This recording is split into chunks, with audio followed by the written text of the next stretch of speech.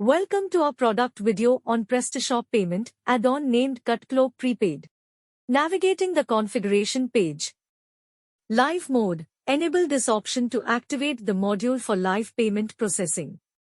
App key. Enter the app API key obtained from your Kataklop Prepaid Payment account.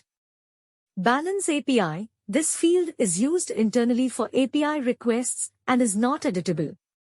Confirm order API. This field is also used internally for API requests and is not editable. Navigating to front office.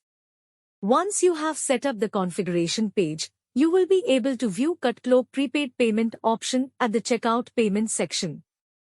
Payment option display. Once configuration is complete, customers will see Kataklop Prepaid Payment as an available payment method during checkout. Balance information. Upon selecting this option, customers will view their current prepaid balance and the remaining balance after order total deduction. Navigating to order details page.